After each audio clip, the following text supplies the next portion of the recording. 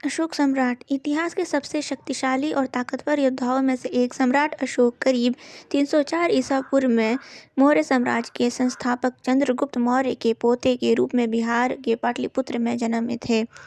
हालांकि उनके जन्म की तारीख के बारे में कोई पुख्ता प्रमाण नहीं है।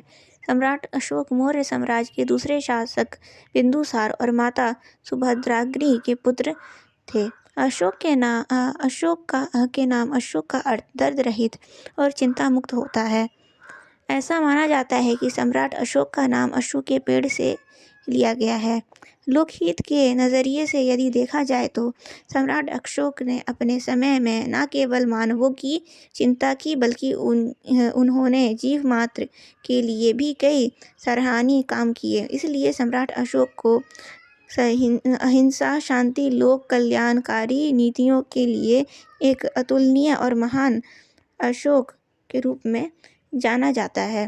सम्राट अशोक को एक निडर एवं साहसी राजा और योद्धा माना जाता है।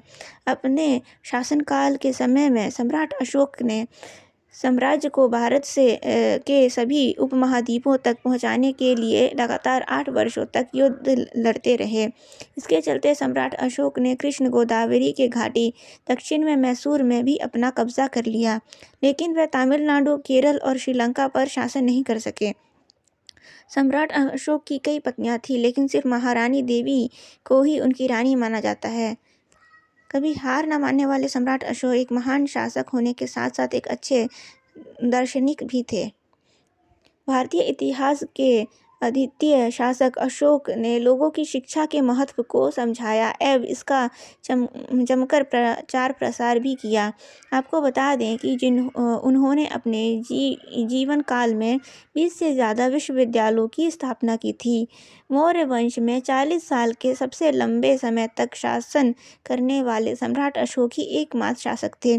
सम्राट अशोक भारतीय इतिहास के एक ऐसे योद्धा थे जो अपने जीवन काल में कभी हार का सामना नहीं किया। महान शासक सम्राट अशोक का अशोक चिन्ह आज के गौरवमयी भारत को दर्शाता है।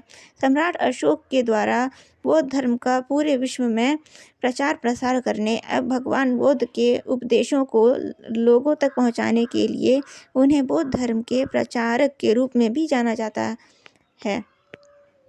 इसके अलावा महान अशोक ने दक्षिण के मैसूर, कर्नाटक और कृष्ण गोदावरी की घाटी में भी कब्जा किया। उनके साम्राज्य की राजधानी पाटलिपुत्र, मगध आज का बिहार, और साथ ही उपराजधानी तक्षशिला और उज्जैन भी थी। इस तरह सम्राट अशोक का शासन धीरे धीरे बढ़ता ही चला गया और उनका साम्राज्य उस समय तक का सबसे बड़ा भारतीय साम्राज्य बना। हालांकि सम्राट अशोक मौर्य साम्राज्य का विस्तार तमिलनाडु, श्रीलंका, केरला में नहीं कमा पाए। आगे की वीडियो देखने के लिए सब्सक्राइब और लाइक ज़रूर करें।